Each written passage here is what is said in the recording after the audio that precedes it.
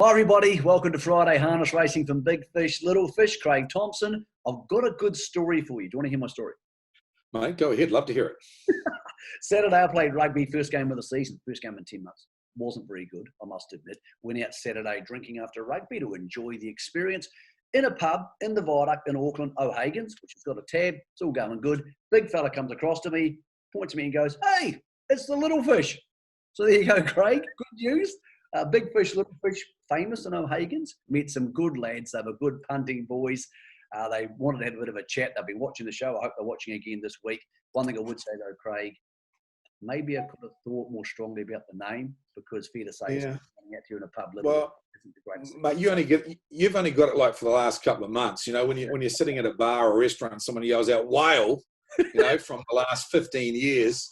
You've had 2 months, I've had 15 years. But, mate, it's good that people are watching. We've got more than one viewer, so that's good to see. And, yeah, O'Hagan's, it's a good bar. Give them a good shout-out. Mate, it was good. They're a good bunch of lads and they enjoy their punting. So, look, I hope people watching this do enjoy your punting. Friday night at Addington, it's the regular thing now, as we know. First race just before 5 o'clock, so it'll probably go off at 5 o'clock.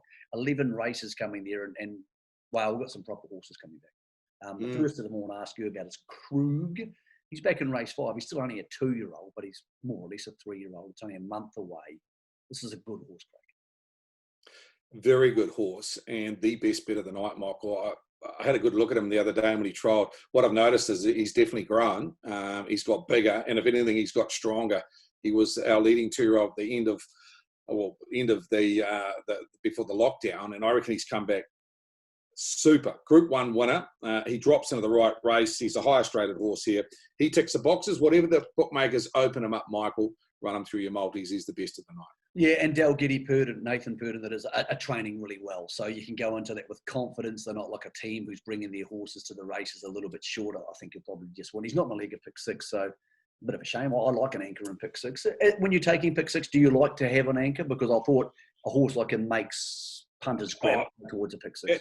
Absolutely, and because it's terminating at the moment, Michael, it's nice to find one where you can shorten up to make it a 5 leg pick 6. Because, as you say, I mean, we've had so many terminating pick 6s since lockdown, where a portion of the percentage gets the whole pool. And hey, it's not 100,000, it's not $1 million, but you know, if you can get 20,000 by yourself, it makes him for a nice weekend. He's a good horse. There's a whole bunch of good horses in race 6 on the card. The trot sees Majestic Man against Matuatana and Ingheim returning. We'll see Matuatana and Majestic Man, so we'll get to them in a sec. Ingheim, have you ever seen a horse, Craig, have 2 quieter workouts than what he's had recently? Ben Hope has strangled him to the line. Just not sure, though, how ready he's going to be when things need to speed up a little bit on Friday. Well, that's the problem he's got, because Matuatana's race hard, race fit, and running outstanding sectionals. I mean, he's running 157 his last mile. You've got Majestic Man, who we know has got brilliant gate speed. It's going to end up posing in front of Ingheim. So it's not going to be easy for him. I think that's a tricky race for him coming back, Michael. I think the fitness on Matuatana is certainly going to play its part. And then you've got Majestic Man, who I thought had his chance first up, but you know, with Phil will improve an awful lot of that first up run. So for me, those 2 clearly in front of Ingheim, not on ability, but just on fitness. I'm going to have a bet this week, tonight actually, Friday night, on Majestic Man. I think he was a run short last time. I thought Matuatana outstayed him. I just think he'll land in front this time and they can run harder. Brad Williamson actually let him roll out on the bend last time because he gets in on the bend. And I think he'll be able to drive him more truly this time. So if I get the right money for Majestic Man, I'll be happy enough to take 2. What would you get, Michael? Like, what do you think? I'm thinking they're thinking 2.8. 280? Yeah, 2.5 to 2.8. I think I'm happy to take that. Matuatana, the bubble burst a little tiny bit last start. It wasn't really his fault. He was running hard the whole way. He just didn't seem to be as dialed in to me. He didn't look like a horse who was charging after the bit in that last race, but then again, he did get a long way off them. But maybe also a consideration that was an afterthought of putting him in that last start, because he'd raced 2 previous weeks and the field was a little bit light numbers, and they thought, hey, he's in the form, put him in again. But sometimes 3 hard runs in 3 weeks can take the edge off you. I thought race 8 was really sexy. Spirit of St. Louis was so good winning last time down at Invercargill, but there's a bunch of good horses in there.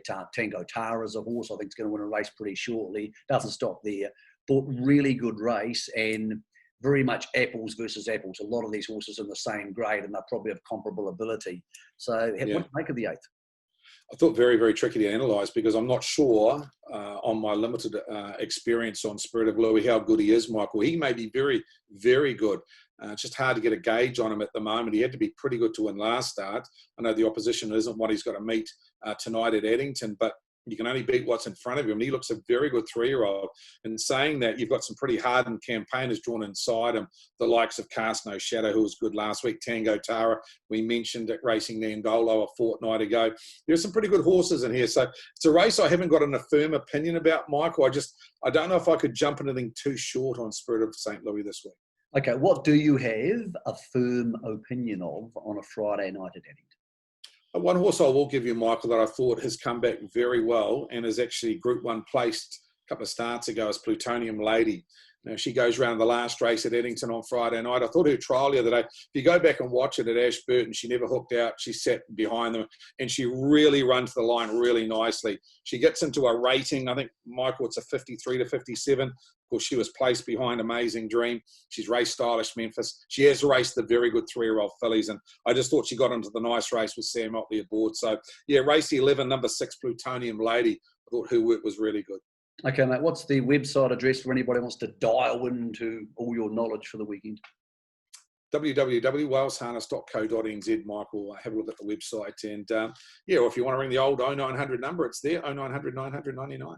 Okay, as I said, mate, we've made it to Hagens in the viaduct. Let's see if we can keep going forward. Everybody have a great Friday night on the punt from the big fish. Is that way? Actually, there is. And the little fish.